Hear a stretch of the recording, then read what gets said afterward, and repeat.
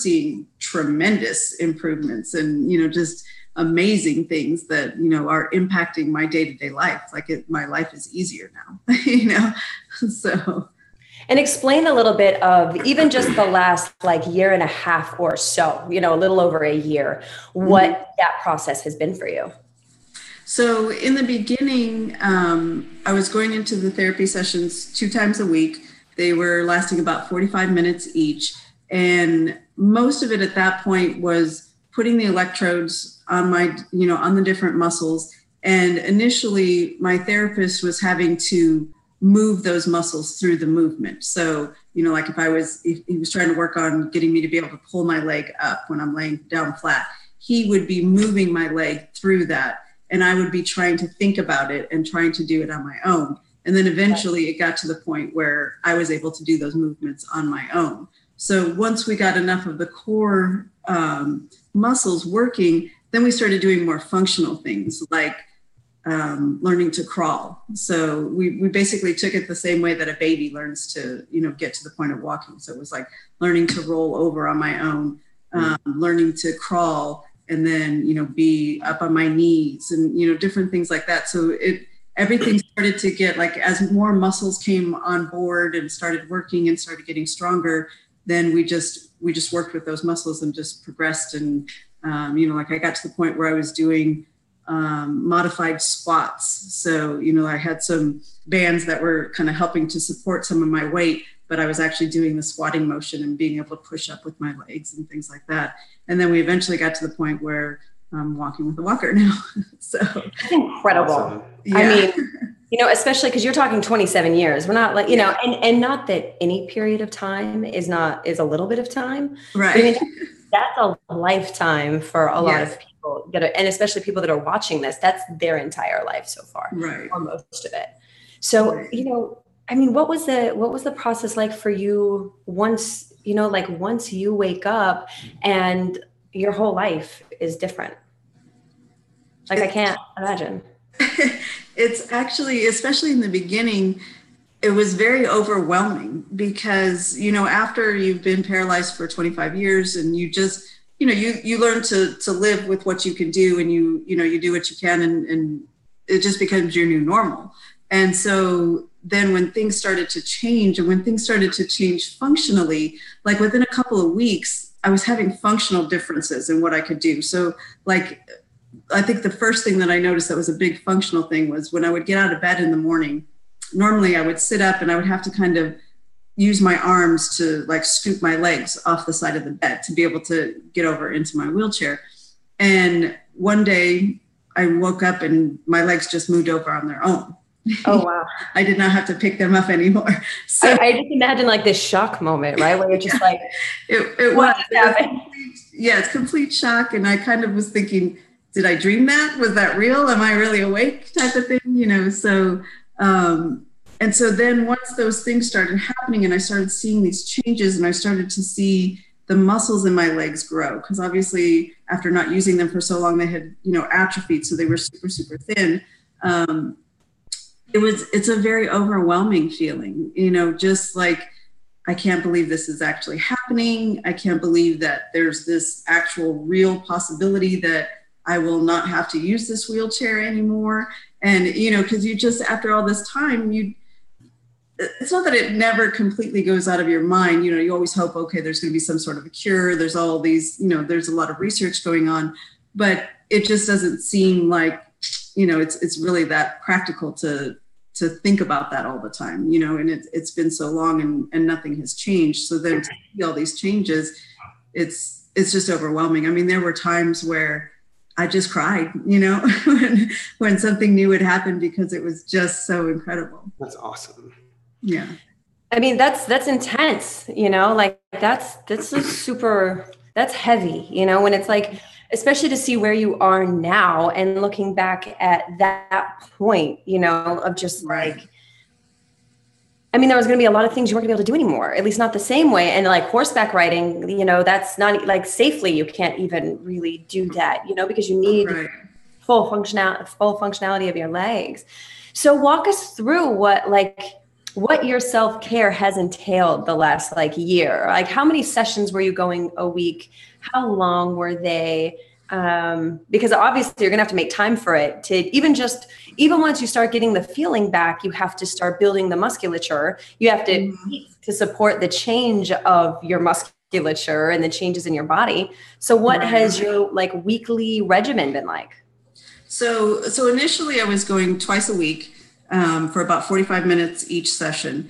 And then as we started seeing improvements, we decided that we should bump it up. And so now I go 3 times a week, and my sessions are about an hour and a half long each time.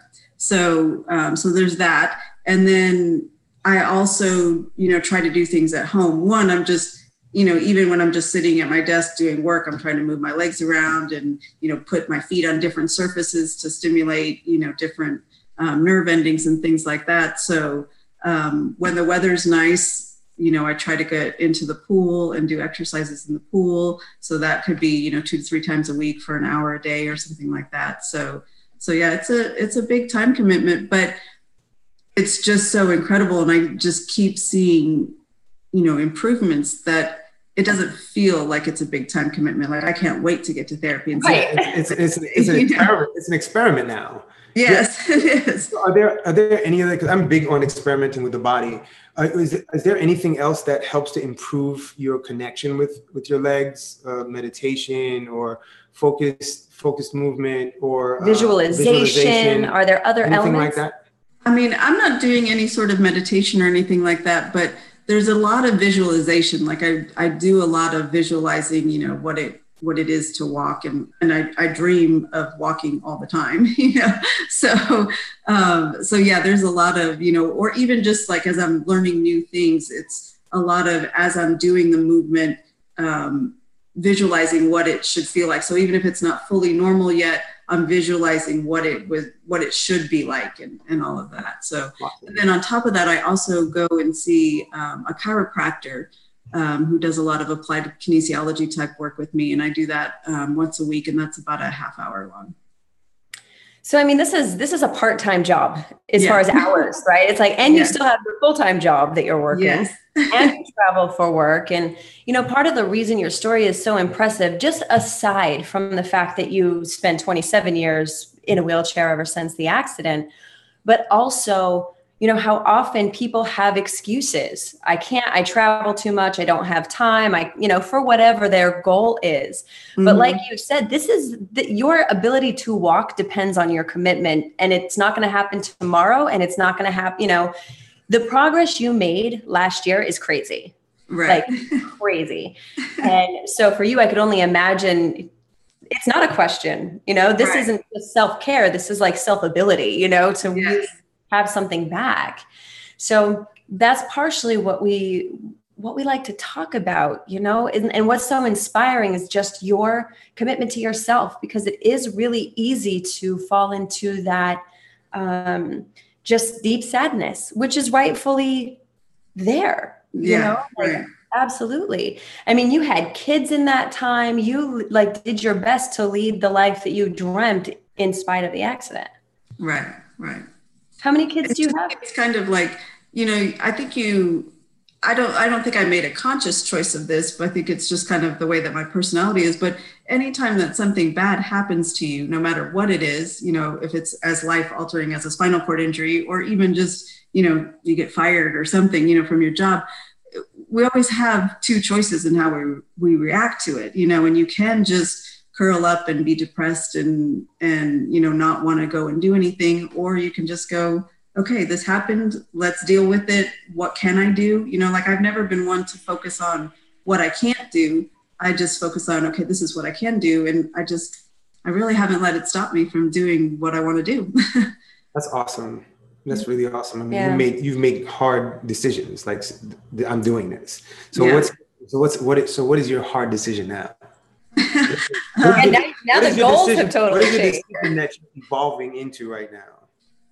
I don't feel like I have any hard decisions right now. I think that, everything is just moving along so smoothly. And I feel like I'm in a really good position as far as like with my work. I work from home, and my supervisors are, 100% behind what I'm doing with my therapy. And so they don't mind that I take time out in the middle of the day. You know, I'll work early or late or whatever, or, you know, sometimes on Saturday morning or whatever to make up the time so that I'm, you know, still putting in what I need to do for work. But, you know, like, so I couldn't, like, everything is just falling into place. So it's I don't have any hard decisions at the moment. You know what, that's kind of that's also where we make these decisions and then allowing ourselves to be present. I actually greatly appreciate your presence, because if you were so set on the next goal, you wouldn't even get to celebrate the fact of where you are, which is already epic. And that's all most people ever dream of, is just the possibility, not even the ability, the possibility. So, you know, like he said, we've been watching for the last little over a year of this progress of watching through via Alex Sharfin, your, you know, seeing you kneel. And we've been like these cheerleaders on the side, just like sending you energy and excitement and celebration. Yeah, it's been brilliant. Yeah. Absolutely inspiring. Thank you. It's really awesome for that. And thank you for coming to talk with us. You know? Of course. Thank you. You know, I think the world needs to see what you're doing and, you know, so that people can be inspired, you know, because there's we work with a lot of people, and a lot of people are feeling very hopeless and lost. And, you know, they're feeling dysfunctional. They're feeling overwhelmed. They're overwhelmed, like they can't do things. Mm-hmm. So for you to be able to do all that you've done and to continue moving forward with your life, doing wonderful things, is an inspiration to people who have lost hope in themselves. So thank you. You know, thank you for everything that you've endured to get you to this place right now. You know, thank you. Thank you. That's really nice. I mean, it humbles me when people say things like that I can have an effect like that on somebody, because, you know, I just feel like, you know, I'm just little old me doing my thing, you know, and so the fact that I am affecting other people's lives is really, you know, just an incredible feeling. Yeah, it's a big deal. Mm-hmm. You know? It is actually a really big deal. Well, and like, you know, like we said at the beginning, and you're still a mom and you still have kids, you know, like everyone can get lost in the I'm busy, I don't have time, my kids' needs, my spouse's needs, my job's needs, everyone else's needs. Mm-hmm. And it's easy to find time for other people. Right. It's a lot harder. And yes, you have a very motivating reason to, but really for anyone watching, it's getting to that like tipping point of progress, because I'm sure you did notice some immediate transformations or some noticeable movement in your just in the growth or the shift. But, you know, so often it's just people watch and they get so hopeless to the idea that it could actually be different, especially if now with Google and WebMD and they read the statistics and then they're seeing themselves always in the losing side of the statistic. Right. Even if it was 50-50, they're like, yeah, but I'm one of the people that's in the 50 that can't, you know? So in meeting this company, New Fit, which is where you're doing a lot of this exercise, how did you end up meeting this company in particular? So a friend of mine, Jeff Davis, is friends with Rick Doherty, who is one of the trainers at New Fit. And I guess he was in there one day and they were talking about how the machine was, you know, having some effect on people with spinal cord injuries. And he said, hey, I know somebody with a spinal cord injury. And so he connected me with them. And when I first went in, you know, I did a little bit of research about the machine and all of that beforehand, but there wasn't really a lot written up about what it could do for spinal cord injury. So it's kind of a new thing that they're using it for. So I really didn't know what to expect, but I just went in and I thought, I'll go in for the evaluation and just see what happens. Like I had zero expectations. I thought, well, if I get even a little bit back, you know, that's better than nothing. If nothing changes, then that's okay. Like my life hasn't been horrible. I'll be fine. So I really just went in with zero expectations. And then it was kind of funny because after I left after the evaluation, I kind of had this weird feeling and I wasn't really sure what it was or why I was feeling that way. And really what it came down to is they were testing all of these muscles and stuff in my legs and they weren't working. And I was kind of a little bit sad after I left because it reminded me how much I can't do, where I just don't focus on that. So it kind of brought it all back like, wow, there really is a lot of stuff that I can't do that I don't even pay attention to. And so it was kind of an odd feeling after I first left that evaluation. And then the next day, my legs felt stronger. And then 2 days later, I woke up in the middle of the night and I was able to pull my knee up to my chest. And I had not ever been able to do that since the injury. And I freaked out and I was like, okay. And just like you said, like finding the time to make time for it, I was thinking, it's a good 35 or 40-minute drive away from where I live. And I'm thinking, okay, how am I going to fit this into my schedule? I've got to work, I've got to do this. At that time, some of my kids were still at home. And, there was a lot of different things, but I was like, I just have to figure it out. Like I have to find a way to make this work because it's just too incredible to pass up. Yeah. And I love that you brought that up because a lot of people, especially when you first get into, I guess, that trying to move forward phase of whatever it is, you have to first get a very clear picture of where you are. And that cannot be pretty. And especially if we haven't spent the time to really look at why we can't do something. Like you said, you were able to see all of the limitations. It was like that slap in the face of like, it's worse than I thought. Exactly. And that's the scariest part of the whole process. That is the scariest part. Yeah. Yeah. Yeah. Sometimes it is. It's just like really taking a hard look at where you are, and obviously I knew that at some level, but I just, I didn't try to move those muscles in those ways because I knew they didn't work, so it was like, yeah, so it was, but I think a big part of it is just being open to the possibility, like I could have said when he said, hey, do you want to, take a look at this? I could have been like, I've been injured for 25 years. Nothing's going to change. Why bother? Yeah, I was going to ask you about that because, in my experience of the people that I've been working with and people that have asked me to work with them, I asked them about alternative therapies and they're like, well, my doctor said it's not going to work. So no, and people shut it down. So, your ability to be like, all right, I'm going to, let's go for it. I mean, what do I have to lose? Right. Yeah, that's exactly what I thought. Yeah, so many people that I know and so many people that have come to us to work with us are like, well, my doctor says it's not going to work. So no, and for you to be able to be open-minded enough and just open enough, period. Even if you're not open-minded, you're just open doing it was awesome. When I heard, maybe 5 years ago, I hurt my back and I herniated L5 and S1 and cracked a vertebra. And I was unable to walk for 3 months. And I had a bunch of chiropractic done and all of this other stuff. And they told me that I'd never lift heavy objects. I'd never run. I'd never jump. When they did the neuromuscular testing, they said they don't understand how I was walking because the nerves all down my right leg are not firing. So yeah. So, I said, I'm walking. That was the hard decision. So it wasn't like a gradual. I was like, I'm walking. So I made that decision. And then I went and I created my own programming and I did some alternative stuff. And I'm in an awesome place. So it's, giving these things that chance, that go, and not having other people have the final say on your body. Or your imagination. Or your imagination is so important for people to be able to see that. For people to be able to see, like, listen, the doctor said or this or that, but I'm gonna go for it anyway. And look at you. I mean, it's awesome. Well, and like you said, it was something you couldn't really find research on, the fact that it would even work for your particular injury.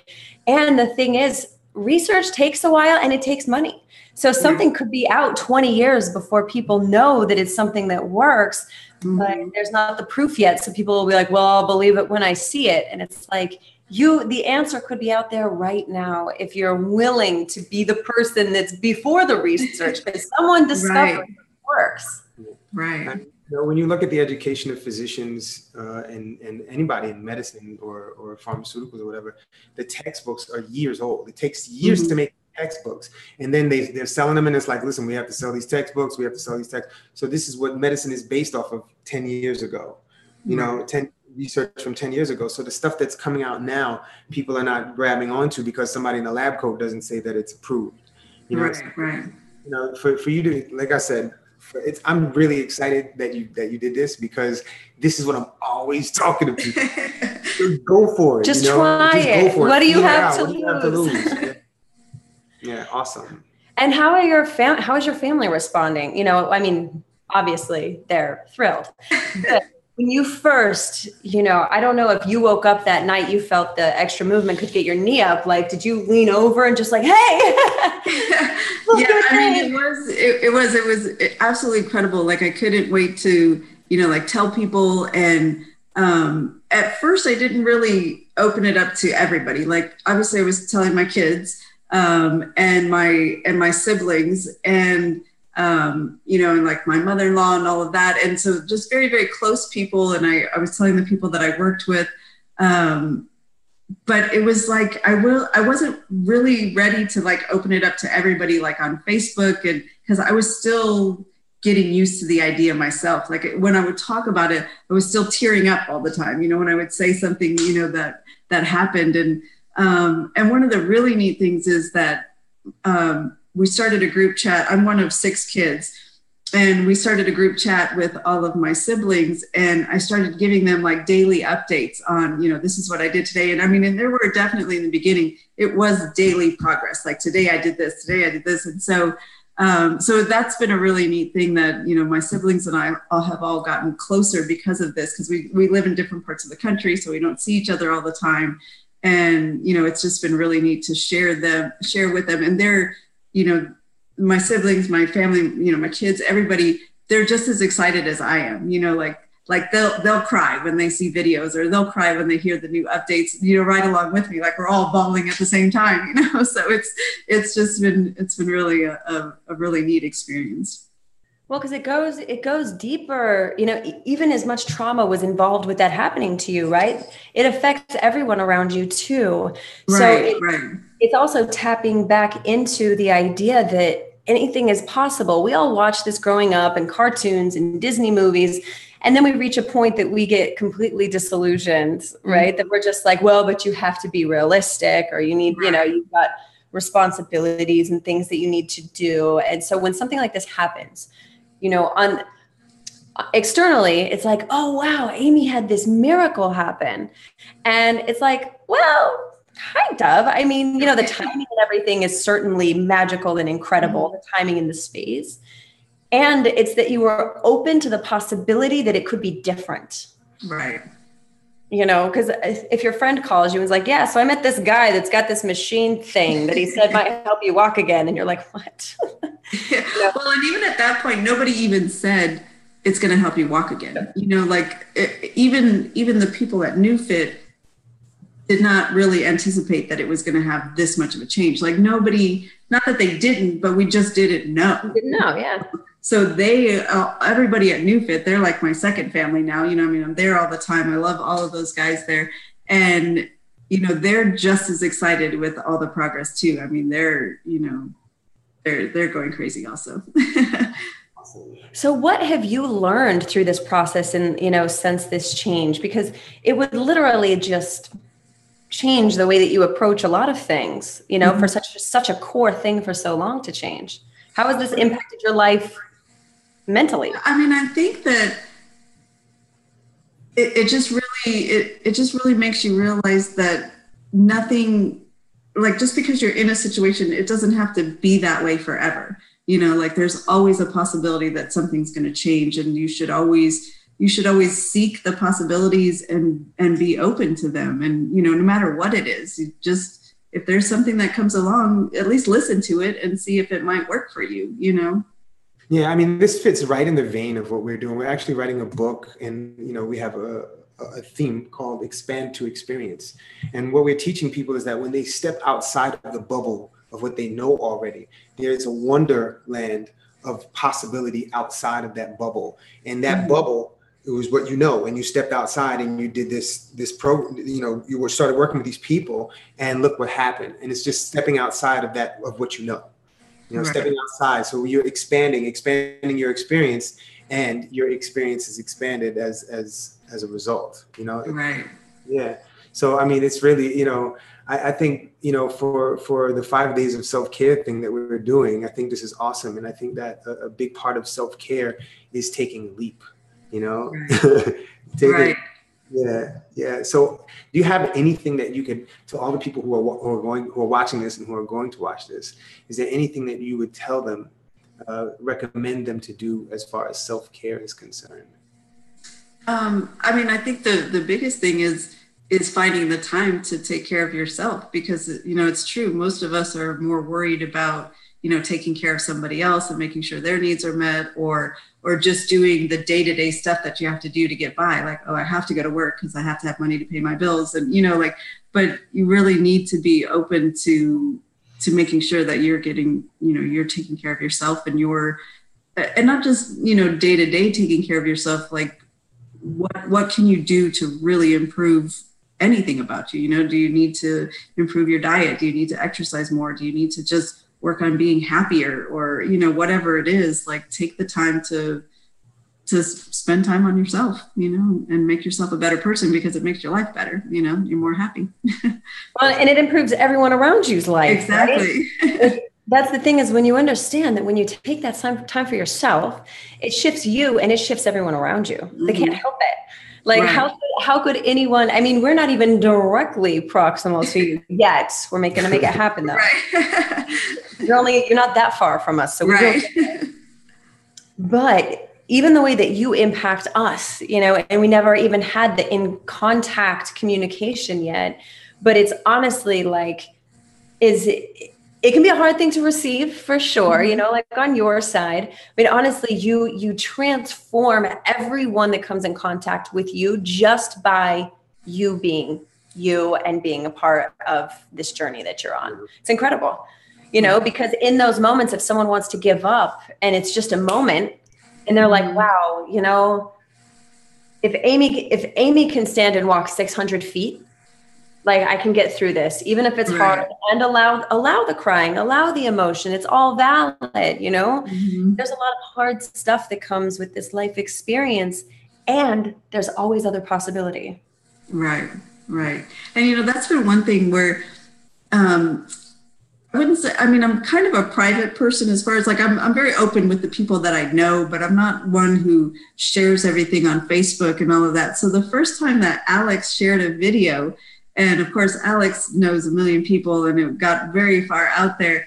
And I was really, really overwhelmed with that. And I thought, okay, this is kind of crazy. But then it took a lot of courage, actually, for me to start posting the videos myself and doing all of that, because it's a little bit scary putting yourself out there and being vulnerable. And, but the response that I got from people when they were saying, well, one, they're just their encouragement, knowing that people were, like rooting for me, like, that's awesome.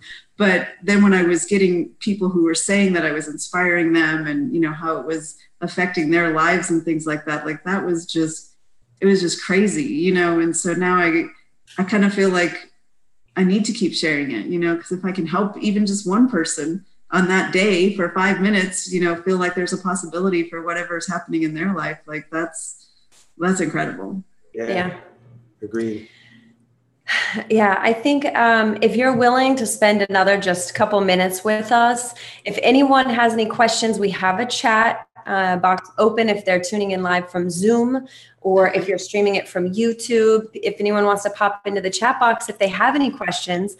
But I feel like you really covered it. And I honestly, I'm so grateful for your courage to kind of sit in the discomfort of being seen in this way, because this hasn't defined you. You didn't let the accident define you. So it can be confusing to have the recovery define you as well. Right. It's kind of like a weird juxtaposition.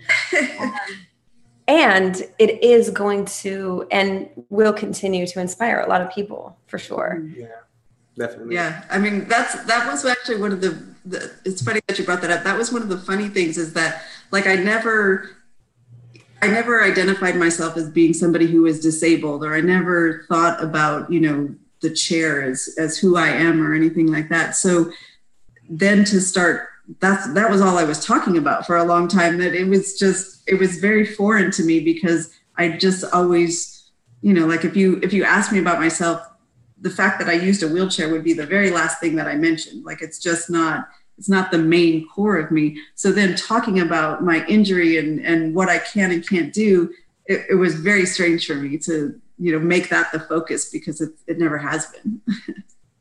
Yeah.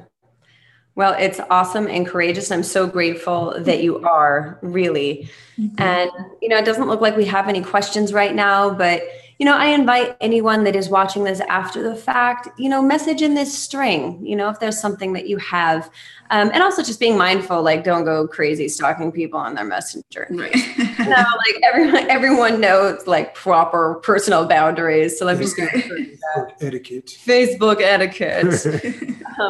But again, Amy, thank you so much for sharing your journey with us. And for anyone that's tuned in, thank you for tuning in live. We're grateful that you carved out that time, because ultimately this is for you, right? If you took this time for you, just to expand your own perception of what you experience, is you time. And that's amazing as well. So again, thank you, Amy, so much. Thank you so much. Thank you. You're brilliant. Thanks for having me. Yeah, we're going to get you a cape with an A on it. Superhero garb.